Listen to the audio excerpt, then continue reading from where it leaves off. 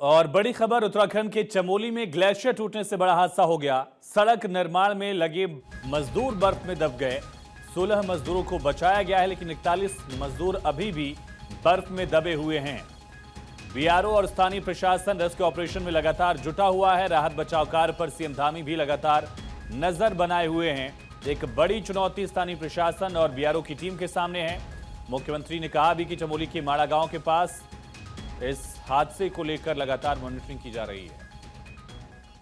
तैयारियां यहाँ पर कर ली गई हैं। एम्बुलेंस से लेकर आईटीबीपी की मदद ली जा रही है, अन्य संस्थाओं की मदद ली जा रही है।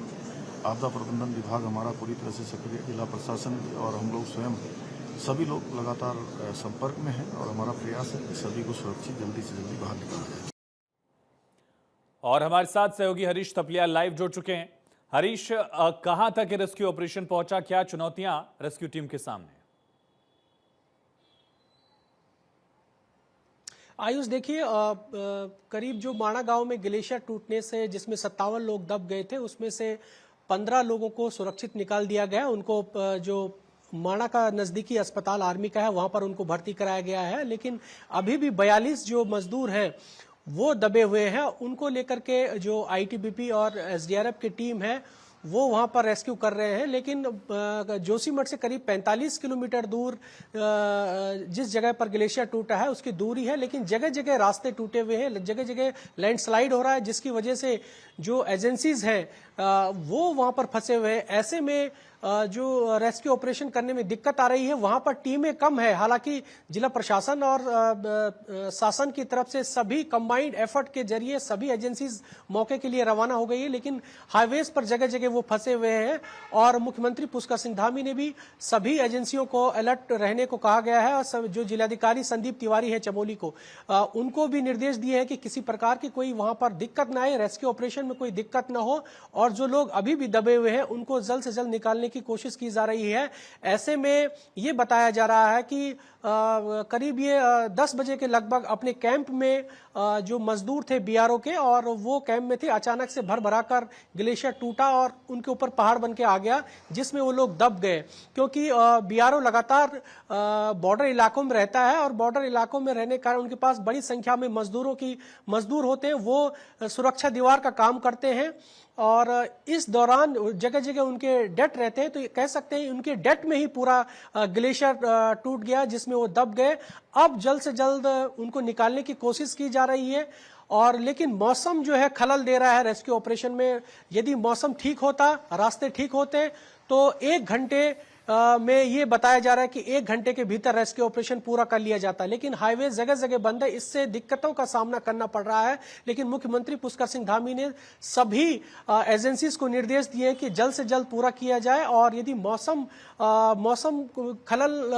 में खलल हो रही है तो ऐसे में जो मौजूद वहां पर सेना है जोशीमठ में, सेना की मदद ली जाए और ड्रोन से भी निगरानी रखी जा रही है। और जो जिनको हायर सेंटर रेफर किया जाना है, जो 15 मजदूर है जिनकी जो अस्पताल में भर्ती कराए गए हैं, उनको हेली के जरिए ऋषिकेश एम्स लाया जाए। देहरादून सहस्त्रधारा जो हेलीपैड कुछ गंभीर रूप से भी हेलीकॉप्टर इलाज की जरूरत वाले मरीज हैं क्या हरीश? जो 15-16 मजदूर रेस्क्यू किए गए हैं, उनकी हालत कैसी है और क्या और फोर्सेस की मदद की जरूरत पड़ सकती है? जैसा आपने बताया कि सेंट्रल फोर्सेस की जरूरत भी अगर पड़ेगी तो मुख्यमंत्री ने कहा कि उनकी मदद ली जाएगी। आईटीबीपी की भी बात चल रही थी।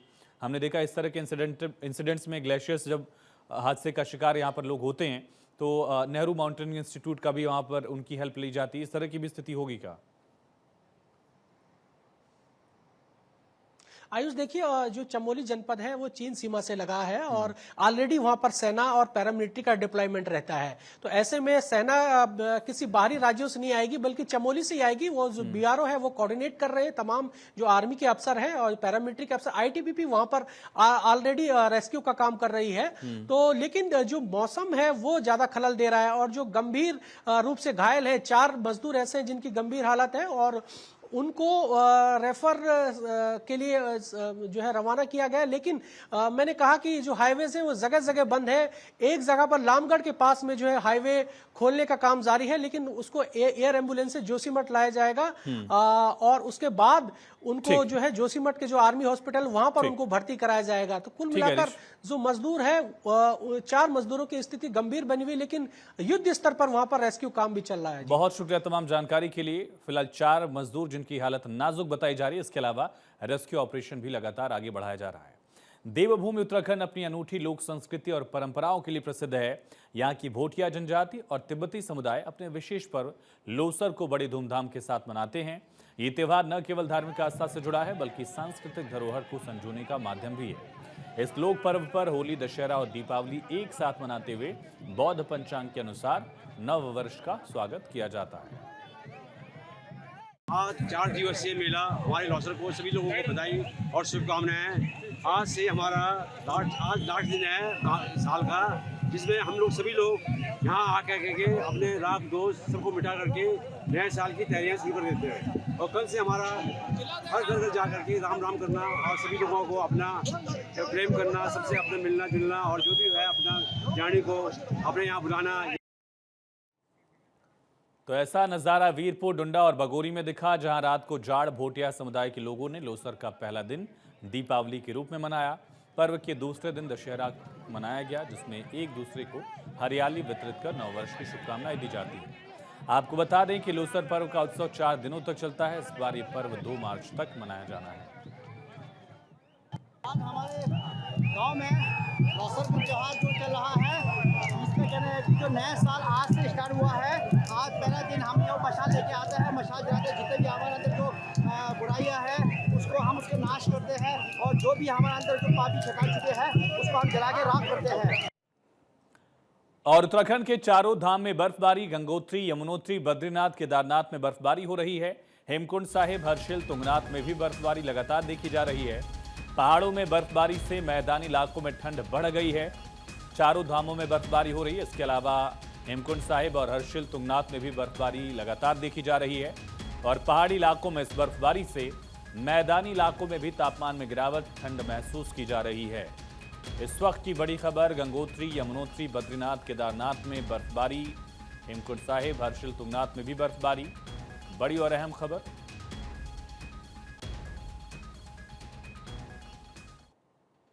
उत्तराखंड मौसम विभाग द्वारा जारी मौसम पूर्वानुमान एक बार फिर से सटीक साबित हुआ। अल्मोड़ा जिले के सभी क्षेत्रों में पिछले 24 घंटे से लगातार बारिश हो रही है। जिले के सभी क्षेत्रों में अधिकतम 48 मिलीमीटर और न्यूनतम 38 मिलीमीटर बारिश देखने को मिली है। जनपद की सभी सड़कें, विद्युत व्यवस्था फिलहाल सुचारू हैं। कहीं कहीं सड़कों में जलभराव, हल्के भूस्खलन देखने को मिल रहा है। बारिश के कारण मौसम में फिर से बदलाव देखने को मिल रहा है, जिससे एक बार फिर कपकपाने वाली ठंड शुरू हो गई। वहीं बारिश काफी लंबे अंतराल के बाद होने से किसानों के चेहरे पर भी खुशी देखने को मिली। जो बारिश हो रही है, बहुत प्यारा मौसम हो गया और इससे टूरिस्ट प्लेस को भी बहुत अच्छा, जो अभी टूरिस्ट आएंगे उससे भी अच्छा होगा। और जो यहाँ की खेती बाड़ी है और ये जो जलाशय स्रोत सूख गया है उसके लिए भी काफ़ी मदद मिलेगी इससे। और पहाड़ के लोगों को जो अभी खेती में थोड़ा सूखा है और जंगलों में आग लगने का जो संकट है, थोड़ा इससे राहत मिलेगी। उत्तराखंड के पूर्व मुख्यमंत्री तीरथ सिंह रावत ने अपने गांव सीरों में दिशा ध्यानी कार्यक्रम में शिरकत की। कार्यक्रम में केंद्र और राज्य सरकार की ओर से महिलाओं के लिए चलाई जा रही योजनाओं के बारे में ग्रामीणों को विस्तार से बताया। इस दौरान पूर्व सीएम तीरथ सिंह रावत ने कहा कि ग्रामीण महिलाओं की आर्थिकी को मजबूत करने के लिए ब्लॉक स्तर पर भी योजनाएं चलाई जा रही हैं। कार्यक्रम के बाद एक भंडारे का भी आयोजन हुआ, जिसमें खुद पूर्व मुख्यमंत्री प्रसाद बांटते नजर आए।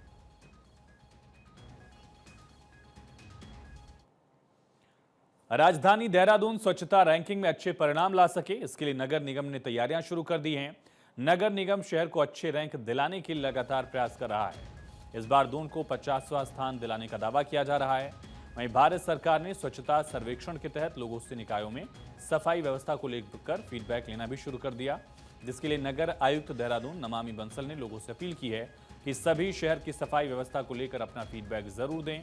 निगम के मुताबिक शहर के लोग जितनी ज्यादा संख्या में अपनी राय देंगे, बेहतर रैंक प्राप्त करने में निगम को उतनी आसानी होगी, उतनी ही मदद मिलेगी। नगर आयुक्त ने बताया कि स्वच्छता सर्वेक्षण में बेहतर प्रदर्शन के लिए कई कार्य योजना तैयार की गई है। इसके तहत देहरादून की रिस्पना नदी की सफाई व्यवस्था के साथ लोगों को स्वच्छता के प्रति जागरूक करने के साथ रिसाइकलिंग का काम किया जा रहा है। इससे स्वच्छ देहरादून, सुंदर देहरादून के साथ ही सर्वेक्षण में प्रदर्शन बेहतर हो सके। इसी को दृष्टिगत रखते हुए जो विभिन्न मानक तय किए गए हैं, उन्हीं के अनुरूप नगर निगम द्वारा भी योजना बनाई गई है कि किस प्रकार से विभिन्न मानकों को ध्यान में रखते हुए हमें प्रत्येक पैरामीटर पर अच्छा प्रदर्शन करना है। उसमें जनमानस की भागीदारी को लेकर विशेष रूप से यही अपील है कि जितने भी हमारे हाउस होल्ड्स हैं, कमर्शियल यूनिट्स हैं, सभी सोर्स सेग्रीगेशन के लिए सहयोग करें और सोर्स सेग्रीगेशन करते हुए ही गीला और सूखा कचरा अलग-अलग गाड़ी को दें। इसके अलावा जितने भी कॉमन स्पेसेस हैं, रोड्स हैं, आपके सराउंडिंग एरियाज हैं, उन सभी में भी किसी प्रकार की लिटरिंग ना करें। कुमाऊं में यातायात नियमों को तोड़ने वालों की अब डिजिटल कुंडली बनेगी। ऐसे में अब अगर कोई तीसरी बार यातायात नियम तोड़ता हुआ मिला तो चालान हुआ, उसके खिलाफ ड्राइविंग लाइसेंस की निरस्तीकरण की कार्रवाई भी होगी, साथ ही जुर्माना भी लगेगा। बार बार यातायात नियम तोड़ने वालों की लिस्ट जिला स्तर पर तैयार होने लगी है। विभाग लोगों को यातायात नियमों के प्रति सजग रहने और नियमों की पालन कराने के लिए कवायद कर रहा है। बता दें कि कुमाऊं में यातायात नियम तोड़ने वालों की संख्या हर साल बढ़ रही है। और बड़ी खबर है, उत्तराखंड के चमोली में बड़ा हादसा। सड़क निर्माण में लगे मजदूर बर्फ में दब गए। 16 मजदूरों को बचा लिया गया है, लेकिन 41 मजदूर अभी भी बर्फ में दबे हुए हैं। बीआरओ और स्थानीय प्रशासन रेस्क्यू ऑपरेशन में लगातार जुटा हुआ है। राहत बचाव कार्य पर सीएम धामी भी नजर बनाए हुए हैं। ये तस्वीरें आप सबसे पहले भारत 24 पर देख सकते हैं। जो बीआरओ के जवान हैं, उन्होंने मोर्चा संभाला और रेस्क्यू किया गया इन लोगों को। 16 मजदूरों को रेस्क्यू किया गया। इनमें से 4 की हालत नाजुक बताई जा रही है, जिनको आगे हायर सेंटर रेफर भी किया जाएगा। सबसे पहले ये तस्वीर आप रेस्क्यू से जुड़ी हुई भारत 24 पर आप देख सकते हैं और इससे अंदाजा लगाइए घुटने तक जो जवान है, अगर आप तस्वीरों को देखिए घुटने तक उनके बर्फ है और ऊपर से बर्फबारी भी हो रही है। जो भी उन्होंने गियर्स पहने उस पर बर्फ लगी हुई है, बर्फबारी हो भी रही है। इससे समझा जा सकता है कि कितने एडवर्स क्लाइमेटिक कंडीशन में ये जवान अपनी जान की बाजी लगाकर पूरी शिद्दत से, पूरी ताकत से इन मजदूरों को, इन फंसे हुए लोगों को वहां से रेस्क्यू करने की हर मुकम्मल कोशिश कर रहे हैं। 16 मजदूरों को बाहर निकाल लिया गया है। 16 मजदूरों में से 4 की हालत नाजुक है, उनको हायर सेंटर रेफर किया जाएगा। इसके अलावा बाकी जो मजदूर हैं, करीब 41 मजदूर, उनको निकालने की कोशिश की जा रही है। युद्ध स्तर पर रेस्क्यू ऑपरेशन जो है वो चल रहा है। आईटीबीपी के जवानों को वहां पर बुलाया गया है। साथ ही जरूरत पड़ने पर इसी तरह से आगे भी जवानों को मोबिलाइज किया जाएगा ताकि जल्द से जल्द रेस्क्यू ऑपरेशन पूरा किया जा सके। 2 तस्वीरें आप देख रहे हैं। पहली तस्वीर जब ग्लेशियर खिसकता हुआ, सरकता हुआ नीचे आया सड़क की तरफ और वहां जो मजदूर काम कर रहे थे वो इस बर्फ में फंस गए। और पहली तस्वीर लेफ्ट साइड की बाईं तरफ की जो तस्वीर है उसमें आप देख सकते हैं जो जवान हैं वो किस स्थिति में इन मजदूरों को बचाने की हर मुकम्मल कोशिश कर रहे हैं। आप समझिए, तस्वीर खुद अपने आप में गवाही दे रही है कि मुश्किलें कितनी हैं। आप देख सकते हैं घुटने तक लगभग यहां बर्फ आपको दिखेगी। दूसरी तरफ जो जवान हैं वो भी स्ट्रेचर पर एक एक करके इन मजदूरों को वहां निकाल रहे हैं, लेकिन अभी भी बर्फबारी हो रही है। आप गियर्स देख सकते हैं, रस्सी है, इसी तरह से बर्फ हटाने के लिए अलग अलग जो औजार हैं, इंस्ट्रूमेंट्स हैं, उनका भी यूज किया जा रहा है। और कंडीशन जो है मौसम की बहुत चुनौतीपूर्ण। एक और तस्वीर आपको दिखा रहे हैं, ये तस्वीर देखिए और समझिए कितनी बड़ी चुनौती है। एक तरफ पूरी बर्फ की एक चादर जमी हुई है, बर्फ की एक दीवार खड़ी है मानो, और उस सिचुएशन से, उस जगह से दरअसल इन मजदूरों को निकाला जा रहा है। जवान इनको निकालने की हर मुकम्मल कोशिश, बचाने की हर मुकम्मल कोशिश कर रहे हैं।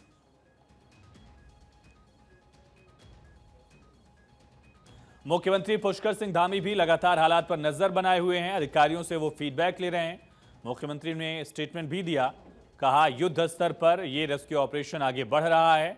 मजदूरों की जान पर ये बड़ा खतरा है, लेकिन लगातार उनको निकालने बचाने की कवायद जारी है। सीएम पुष्कर सिंह धामी ने भी मॉनिटरिंग को लेकर जानकारी दी कि लगातार मॉनिटर किया जा रहा है। मुख्यमंत्री का स्टेटमेंट भी सामने आया।